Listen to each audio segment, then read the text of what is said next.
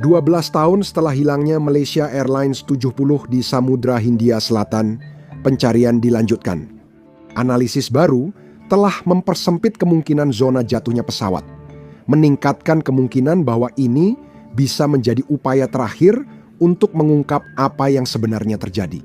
Ocean Infinity resmi memulai kembali pencarian Malaysia Airlines 37 pada akhir Desember 25.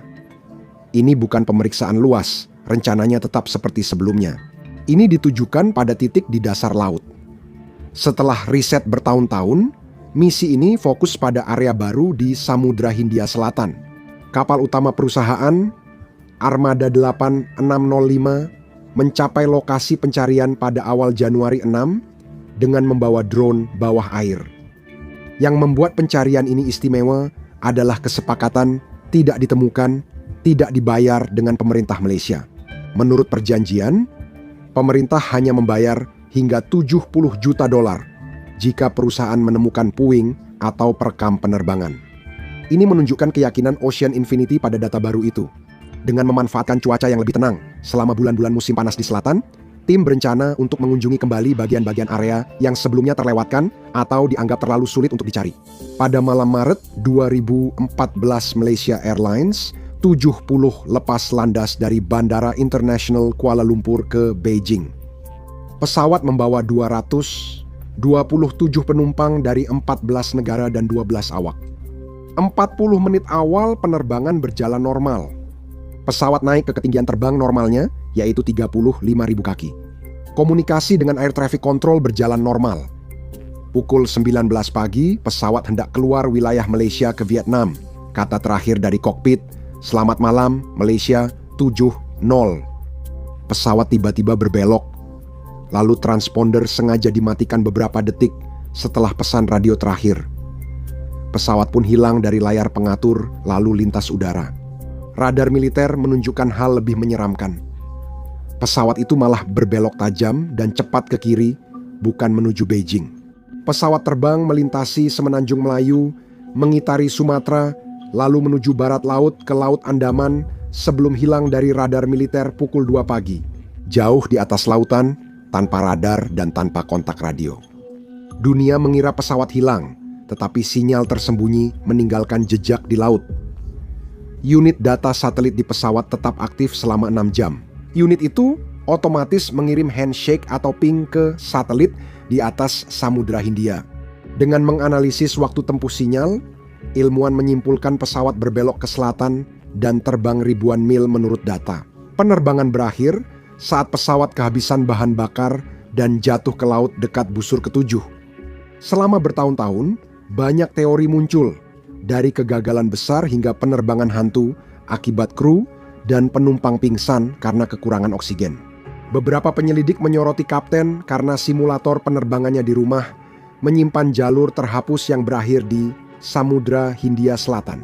Tanpa puing pesawat, semua teori tak bisa dibuktikan. Laporan resmi 18 menyebut pesawat sengaja dibelokkan, tapi penyelidik tak tahu siapa atau alasannya. Beberapa tahun setelah pesawat hilang, potongan kecelakaan muncul di pantai jauh. Untuk pesawat sebesar ini, penyelidik memperkirakan ratusan serpihan. Namun, kurang dari 30 potongan telah dikonfirmasi. Jumlah kecil ini menunjukkan pada penyelidik bahwa sebagian besar pesawat tidak hancur di permukaan. Potongan besar pertama ditemukan pada Juli 2015 di pantai Pulau Reunion, wilayah Prancis dekat Madagaskar. Flaperon adalah bagian sayap untuk mengontrol gulungan dan daya angkat pesawat. Nomor unik di bagian itu memastikan asalnya dari Malaysia Airlines 70. Penemuan ini jadi bukti nyata pertama pesawat itu berakhir di Samudra Hindia. Setelahnya, potongan lain ditemukan di Mozambik, Afrika Selatan, Tanzania, dan Madagaskar. Ini mencakup penutup mesin, stabilizer horizontal, serta bagian dalam kabin seperti pintu lemari dan kursi. Arus Samudra Hindia penting untuk menafsirkan puing-puing itu. Berbeda dengan Atlantik atau Pasifik, arus di wilayah ini dipengaruhi angin musiman yang berubah arah sepanjang tahun. Di selatan Samudra Hindia, air dingin subantartika mengalir ke timur, sedangkan arus hangat perlahan melengkung ke utara menuju Afrika. Ini berarti Puing-puing tidak bergerak dalam garis lurus. Sebuah fragmen bisa menghabiskan waktu berbulan-bulan terjebak dalam arus pasang yang bergerak lambat sebelum tiba-tiba masuk ke arus yang lebih cepat yang membawanya ribuan mil jauhnya. Perbedaan kecil lokasi pesawat masuk air bisa sangat memengaruhi di mana puing-puing terdampar di pantai. Dengan memodelkan arus mundur, peneliti bisa mempersempit lokasi reruntuhan dan fokus pada bagian tertentu busur ketujuh. Dan potongan-potongan ini lebih dari sekadar besi tua. Para ilmuwan mempelajari jenis-jenis teritip yang tumbuh di flapron, dan mereka bisa mengetahui suhu air yang telah dilewati oleh potongan-potongan tersebut. Catatan alami ini menunjukkan potongan-potongan itu lama berada di perairan dingin dan dalam Samudra Hindia Selatan, sebelum terbawa arus hangat ke Afrika. Potongan-potongan itu tak rusak oleh api atau bahan kimia, menandakan tak ada ledakan di udara. Flapron yang terlepas dari sayap menandakan flapron tidak dalam posisi terbuka untuk mendarat, sehingga kemungkinan pesawat jatuh menukik dan menghantam air dengan cepat, bukan mendarat mulus. Setiap potongan yang ditemukan menegaskan lokasi jatuh pesawat di lengkungan ketujuh yang jadi dasar pencarian saat ini. Semua yang kita bahas menunjukkan masalah lebih besar. Selama bertahun-tahun, penyelidik mencari tapi tak menemukan apa-apa antara 2014 dan 2018. Lebih dari 150 juta dolar dihabiskan untuk pencarian Malaysia Airlines 370, menjadikannya yang termahal dalam sejarah. Meskipun semua upaya ini tidak ada yang ditemukan. Kegagalan ini bukan karena kurangnya usaha, tetapi karena besarnya wilayah dan kondisi pencarian yang sangat sulit. Gunung bawah laut besar mempersulit pencarian. Samudra Hindia Selatan adalah salah satu tempat paling terpencil dan keras di bumi. Wilayah pencarian terletak di Roaring Forties, zona terkenal dengan angin kencang dan ombak setinggi gedung 4 lantai. Dasar laut sangat sulit, dipenuhi gunung berapi bawah laut, lubang dalam dan punggungan tajam. Di beberapa tempat, kedalaman air mencapai 19.000 hingga hampir 23.000 kaki. Dulu, pencarian memakai sonar atau kabel panjang yang ditarik di belakang kapal. Kabel-kabel ini sulit digerakkan karena terlalu panjang. Jika pesawat jatuh di balik gunung bawah laut, gelombang sonar terpantul puncak dan area belakangnya tersembunyi. Ada kemungkinan kapal pencari melewati dalam jarak beberapa mil atau bahkan tepat di atas puing-puing tanpa pernah melihatnya. Keterbatasan utama pencarian sebelumnya adalah asumsi tentang detik terakhir pesawat. Banyak model pencarian didasarkan pada dugaan Malaysia Airlines 370 terbang dengan autopilot hingga kehabisan bahan bakar bergerak lurus. Ini menciptakan koridor pencarian luas, tapi ruang untuk perubahan kecil di akhir penerbangan tetap terbatas, meski ada input manual singkat. Belokan landai, penurunan terkontrol, atau menghindari cuaca buruk dapat menggeser lokasi jatuh pesawat hingga puluhan mil. Di dasar laut Samudra Hindia Selatan yang kompleks, hal itu sangat berarti. Perbedaan beberapa mil dapat membuat puing tersembunyi di balik punggungan, parit, atau titik buta sonar yang tak terdeteksi alat sebelumnya. Ada juga batasan praktis, di mana kapal hanya bisa beroperasi pada musim-musim tertentu. Cuaca seringkali memaksa pencarian dihentikan sementara, dan kapal pencari harus menyeimbangkan kecepatan dengan cakupan area pencarian. Di beberapa area, pemindaian sonar dilakukan dengan jarak yang lebih lebar dari ideal demi mempercepat pencarian. Kompromi seperti ini tidak bisa dihindari pada saat itu, tapi hal itu meninggalkan celah. Misi ini dibuat khusus untuk kembali ke celah itu. Dengan peta dan alat lebih presisi, pencarian 26 berbeda berkat dua peningkatan besar. Perencanaan data lebih baik, dan teknologi robot lebih kuat. Yang menarik adalah penggunaan teknologi Weak Signal Propagation Reporter, jaringan global sinyal radio berdaya rendah yang dipakai penggemar radio amatir. Ini seperti jaring tak terlihat dari gelombang radio yang menyelimuti bumi. Saat benda logam besar seperti Boeing 777 melintasi sinyal ini, terjadi getaran kecil namun tampak, disebut efek kawat jebakan. Peneliti menganalisis data Weak Signal Propagation Reporter malam hilangnya pesawat dan menemukan ratusan getaran, lalu menghubungkan titik-titik itu untuk memperjelas jalur penerbangan Malaysia Airlines 3070. Ini menunjukkan pesawat itu bukan hanya melayang, tapi diterbangkan agar tak terdeteksi dan akhirnya menuju area di selatan zona pencarian sebelumnya. Tidak semua orang sepakat soal pentingnya data ini. Weak Signal Propagation Reporter sendiri memang bukan untuk melacak pesawat, melainkan sistem radio hobi, bukan jaringan pengawasan. Gangguan sinyal yang direkam sangat halus.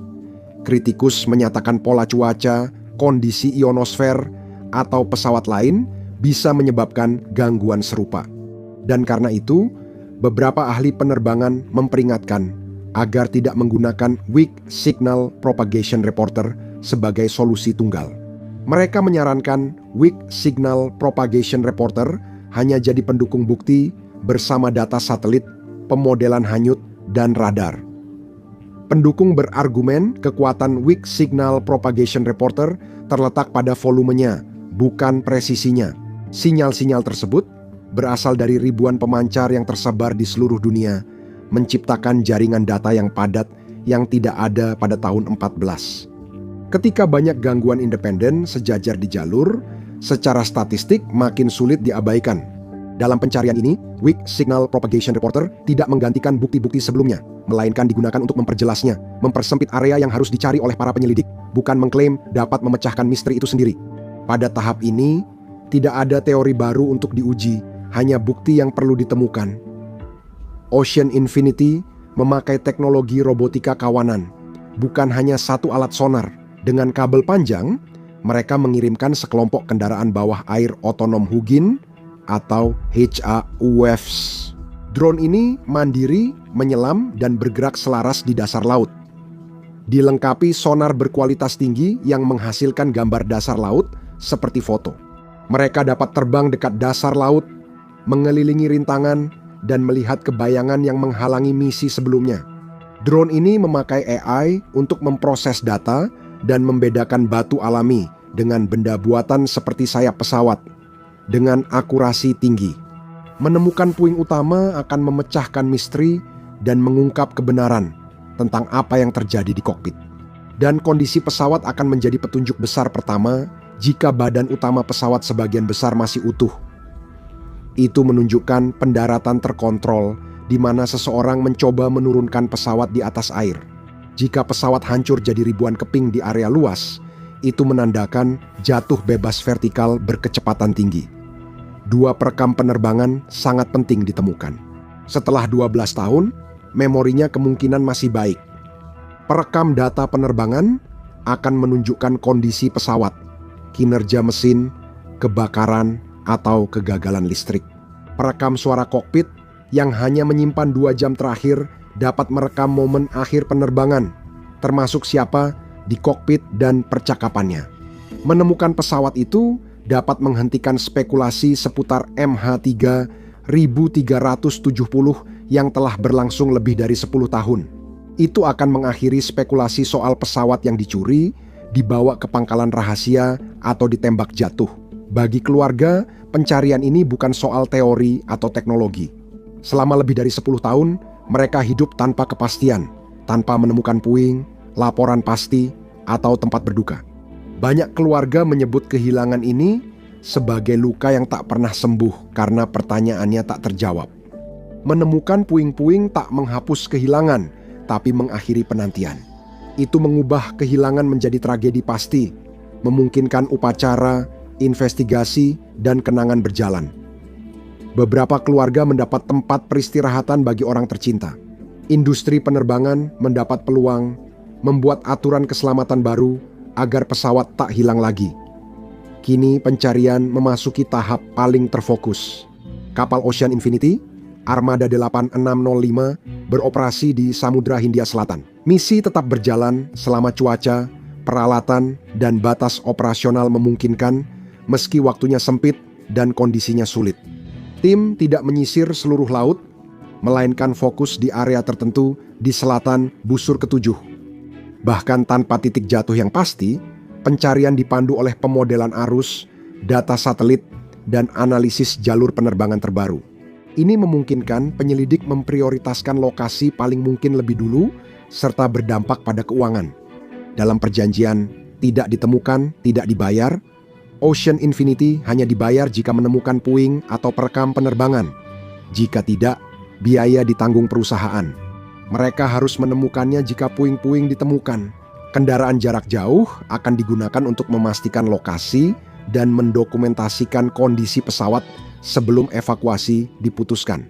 Jika tidak ditemukan, operasi akan dihentikan sementara. Pencarian terus berlanjut di salah satu wilayah paling terpencil di bumi, didorong oleh keyakinan bahwa kini sudah ada cukup bukti untuk akhirnya menemukan pesawat tersebut. Misteri penerbangan ini pun berakhir. Selama lebih dari 1 dekade, keluarga hidup tanpa kepastian. Pencarian Malaysia Airlines 370 dimulai lagi. Jadi, apa yang kita tahu setelah semua tahun ini? Misteri udara Malaysia. Apa yang kita ketahui tentang hilangnya Malaysia Airlines 70? Lihat bukti terbaru atau klik video ini.